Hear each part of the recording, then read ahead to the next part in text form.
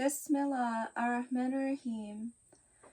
I'm going to discuss the series of assassinations by Israel and what they might indicate, and that some of the assassinations are connected with the largest attack that we've ever seen from Iran himself, which was directed towards Tel Aviv and Jerusalem.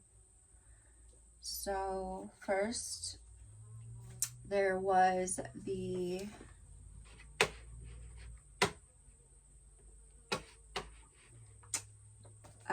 May 19 of 2024, there was a helicopter crash during the trip to Azerbaijan with the president of Iran, Ibrahim Raisi.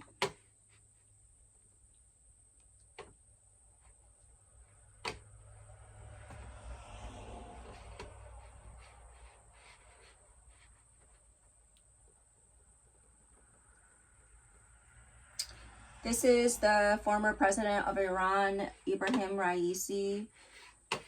He was killed in the helicopter crash on May 19th of 2024. He was there with his foreign minister, and they were discussing with the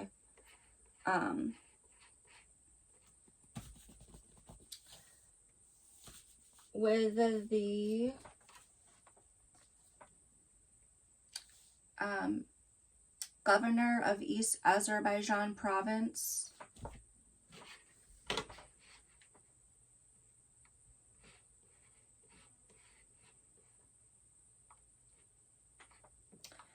So they were traveling from Tehran, likely, and they were coming up towards the border of Iran with Azerbaijan, and they were discussing a project on the river Aras. Obviously a government cooperation, which on the face of it, they said it's a hydroelectric dam, but under that, it's probably more than that, and it's probably billions of dollars, not, it's probably a very substantial project. But ultimately, the president of Tehran and his foreign minister get on a helicopter, meet up with the governor of the East Azerbaijan province of Iran, and then head over to Azerbaijan and meet up with some important guys, and they're traveling back and their helicopter crashes in the mountains. So that killed the president on May 19th, and then April 1, several weeks later, there is a bombing of an embassy in Damascus. And Damascus is a city in South Syria. It's the capital, and it is frequently bombarded with airstrikes by war jets from Israel. So 2 weeks after the president is killed, there is an embassy here in Damascus, and it's the Iranian embassy, and it's in Syria. And the Iranian embassy in Syria is struck, and inside is 8 officers from the intelligence of the Iran's military, the Iranian Revolutionary Guard Corps, and 2 Syrian civilians. So for some reason, 2 Syrian civilians needed to meet up with all of these intelligence officers from Iran, and they all came to the embassy in Iran, or the Iranian embassy of Syria, where they were killed. And this was the Brigadier General of the Quds Force, Mohammad Reza Zaidi. So it would be this guy. And this guy is the head of the aerospace division of the Iranian Revolutionary Guard, or army. So this guy comes to Damascus 2 weeks later, 2 weeks after the president goes down in near Azerbaijan. And it is curious about the area Azerbaijan that Azerbaijan is a country here, and there's another in it, so it is at the lower Caucasus Mountains, and it is the country between the mountains. So that's where all of the travel networks are, and the ability to pass through this area between the Caspian Sea and the Black Sea is this territory here, Azerbaijan. There is another country here, Georgia, and we know that the family of Erdogan, the leader in Turkey now, the leader of Istanbul, he has his heritage and roots here. And what that means is, it means money, it means businesses, it means the history is there. So this could be a motivation for the attack, any kind of Iranian Turkish project, and connecting this way could be a purpose for targeting. So we don't know exactly the project. We just know that the 2 weeks after killing the president, they killed the head of the missile corps. So that's two very dramatic attacks of leadership.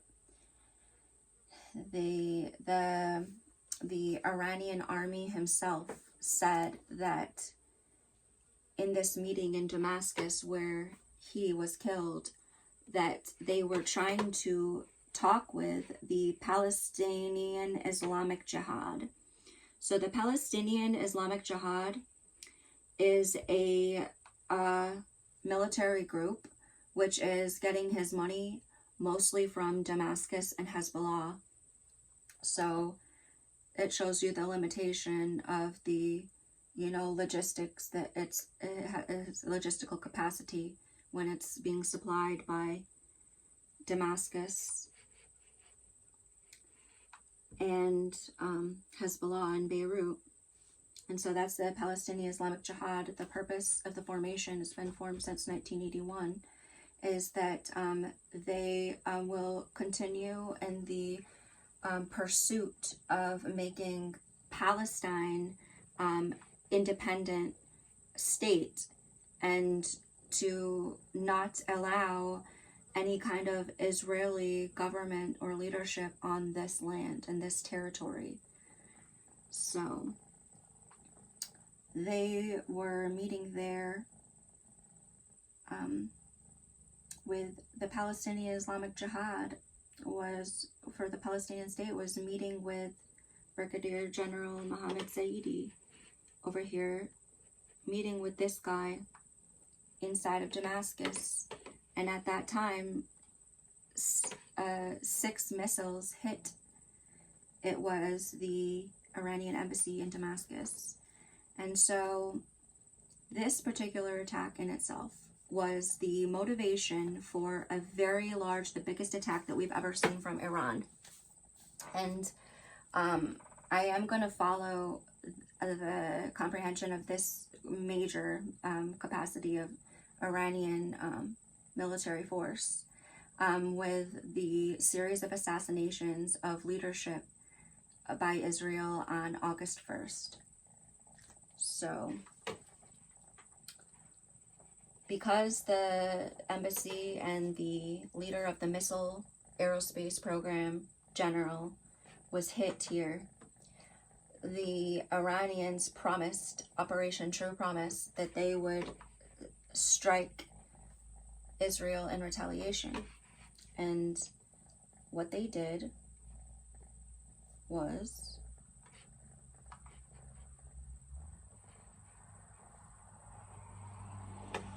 they sent a number of drones from all along these borderlands, and they sent 170 drones out. And as the drones are capable of attacks. So as the drones are coming through, and they're getting closer and closer, the militaries that are friends with Israel are starting to now try to defend him from all of these 170 drones. So each drone has to be stopped. So they used all of their forces, and they scrambled some fighter jets from Cyprus. The Americans and the British sent out some fighter jets out of Cyprus. As the drones started to come up over Jordanian area, the Jordanians scrambled their fighter jets and tried to shoot down some drones there. As the drones are coming closer, Iran is going to send off about 30 cruise missiles. And so the cruise missiles are going to be flying in and catch up to the drones. And so now, at this time, the militaries and the supporters of Israel, including Israel himself, are going to be fully engaged with about 170 drones that are trying to shoot these things down with the missiles. And the missiles are ones that you do not want to let those touch the ground or slip by you. So they got everybody's got fighter jets in the sky. They've got 30 cruise missiles all around. They're shooting them down. They're shooting down these drones. Everybody's really busy, talking, moving. Lots of military things going on at this moment. And then Iran is going to send off 120 ballistic missiles. And these ballistic missiles are going to go 6,000 kilometers an hour. They're going to fly up so fast. And it's not going to be some 30 cruise missiles. It's going to be 120 ballistic missiles going 6,000 kilometers an hour. So these things are just going to start at the last minute while everyone's really, really busy around. 120 of these hells are going to be coming at you.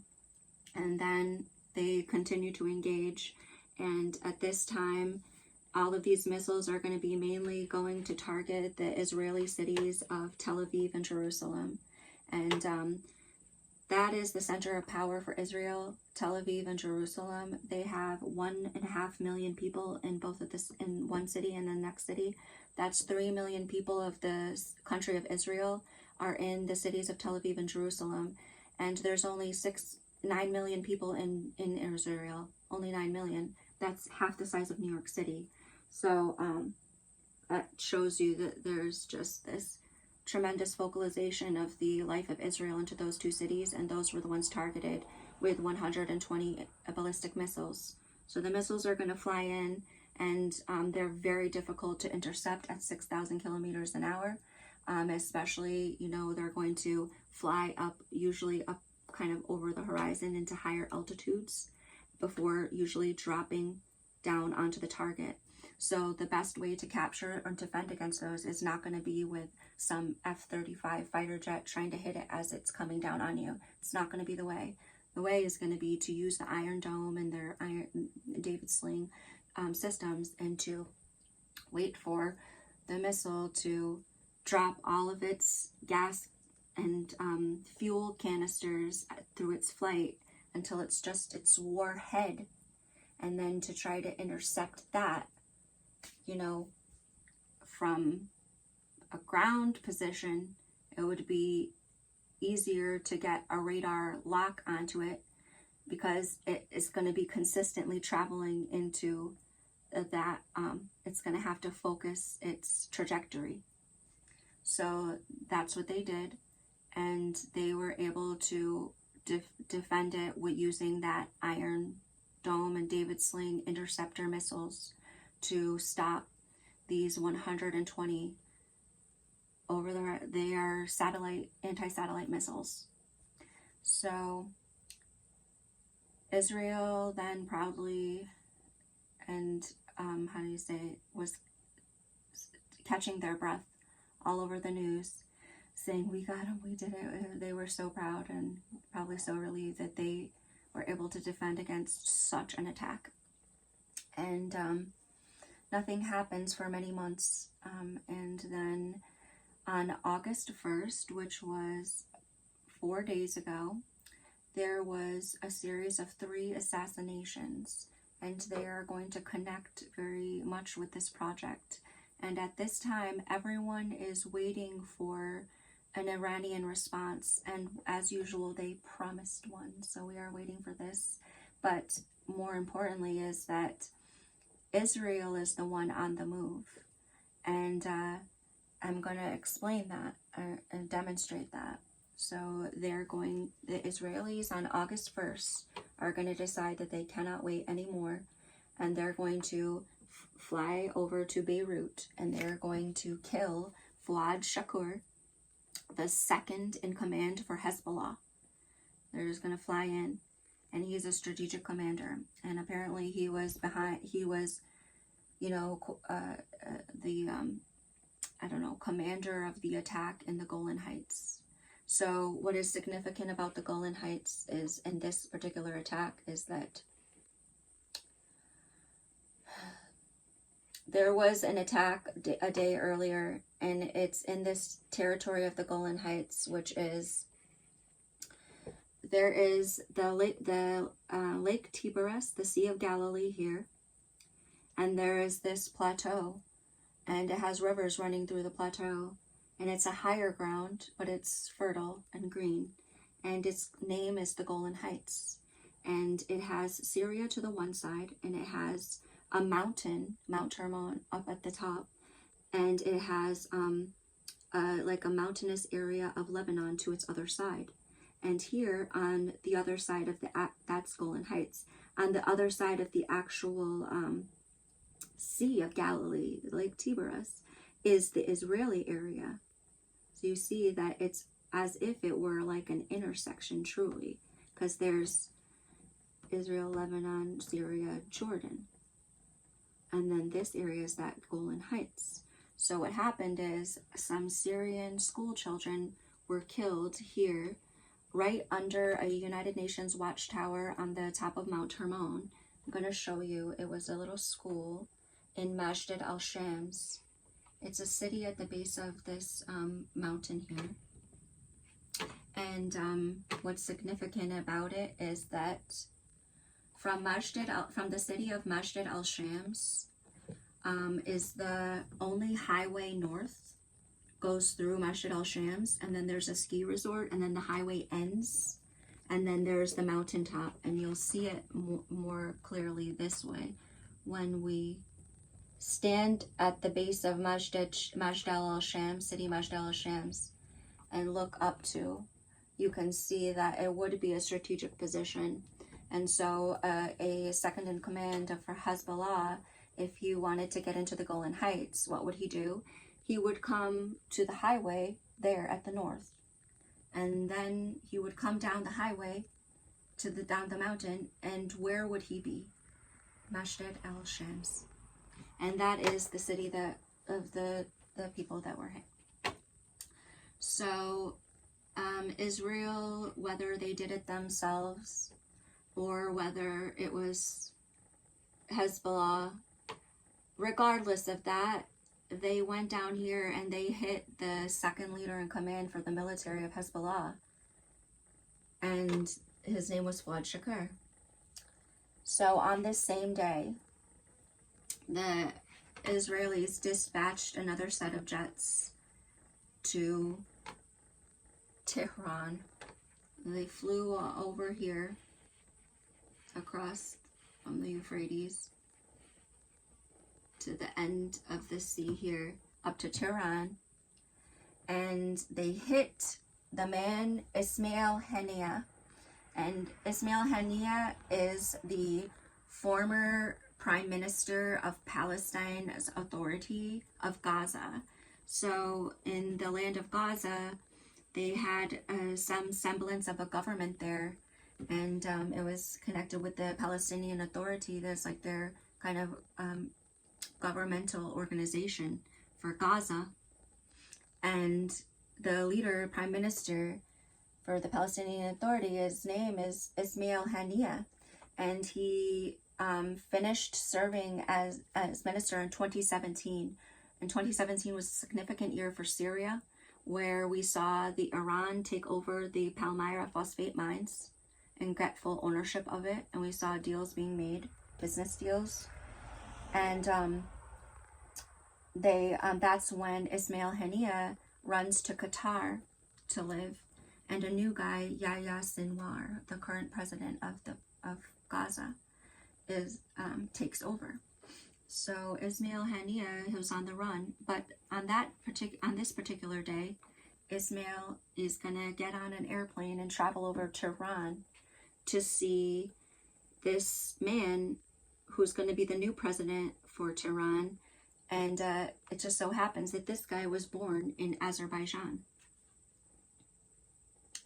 He was born in Azerbaijan, and now, although President Raisi died going on a trip to Azerbaijan, we have a new leader. He was born in Azerbaijan, and he will be the president in place of the one that's killed in Azerbaijan. So you see this. So there's seeming to be some kind of economic significance to this passing through of the lower Caucasus here, and this connection with the Tehran and the Istanbul. So on the day that of the inauguration of this new president, they decided to use a bomb that was planted in the hotel months before. But in particular, I guess they're utilizing their focus of targeting and all their logistics, and they have managed to secure the assassination of Ismail Haniyeh. And then on the same day, they dispatched yet another, August 1, they dispatched one more set of strike group over to Damascus. This was a big day for Israel. They scrambled their whole air force out into 3 different directions to assassinate on these top secret missions. They were using all of their special forces on this one. All of their fighters, all of them, send them all out. Give me every best man you got. We need them all. And they got them. And they went and they did these strikes. And the last one is going to be Amir Ali Haji Zada. He is the aerospace commander. Did I mistaken the 2 names? Zahidi. But okay, did we get to see? We never got to see Fuad Shakur. This is when they went to Beirut to kill the Hezbollah commander, second in command, that was working in the Golan Heights area, that they said killed everybody in Majd al-Shams, but really this highway terminates in Majd al-Shams, and if anyone's coming from north, like such as from Lebanon or Syria, you would just take the highway through Majd al-Shams. So this is the second in command for Hezbollah killed. And then this is the guy that was killed in Tehran. So this is the former president of Gaza from 2006 to 2017. Basically the royal blood of Gaza. And he was killed on this August 1. He was the one that was killed in Tehran during the inauguration for the new president that was born in Azerbaijan. And then, who else didn't we get to see in the face?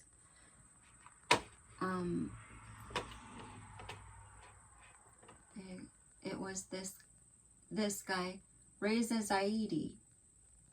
Reza Zahidi is the one that was killed. This is the Quds Force commander that was killed in the embassy. So when this man was killed, this is the day that Iran sent all of the 170 drones, with Yemen sending another 100 nearly, and the 30 cruise missiles, scrambling all of Israel's allies into the sky for defense. And then on top of it sent 120 ballistic missiles, almost indefensible. That was done because they killed this guy. You kill this guy, we have a true promise. We're going to send this salvo. And Israel barely managed to defend itself. So we're back to August 1st, and the August 1st, the last stop that Israel made on that day was in Damascus to kill Ismail or I'm sorry, Amir Ali Hajizada, which is going to be this guy, the aerospace commander. So last stop on the triple assassination day is aerospace commander Amir Ali, and he'll be hit in Damascus, Syria. And then Israel's done for the day. And then the next day, the United States gets on the news and says, we want all of our people in Lebanon to get out of there or forever hold your peace. And then the United States is going to send 10 warships out here to the shores near Lebanon and Israel because they need extra defense for Tel Aviv and Jerusalem from a sky assault. So they send 10 warships, 10 American warships, yesterday or the day before yesterday, out here after doing three assassinations, sending 10 warships out here. And what did that mean? Well, they said that they need to make sure that Israel can defend from the ballistic missiles. So the 10 warships are explicitly for the purpose of intercepting a ballistic missile barrage, such as the one that we saw Iran accomplish, where they sent the 120, which were intercepted by the Iron Dome. So what does that mean? It means that contrary to what the United States said and what Israel said in the last time, where they said that the next time we think we can only defend against 60% or 80% of, and the next time the United States is not going to help us very strongly. Well, they send 10 warships and they're ready to defend from a ballistic assault. So it seems like they are preparing to get 100% interception.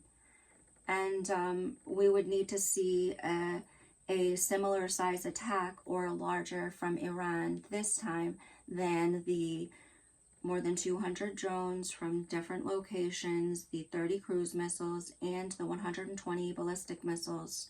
We would have to see this matched or larger this time, and that is what they are defending against. They have 10 warships. This is the size of the attack that they are preparing to defend against. So this is what we would expect to see. That was a series of assassinations from April, May through to August to the present time. Allahu Akbar.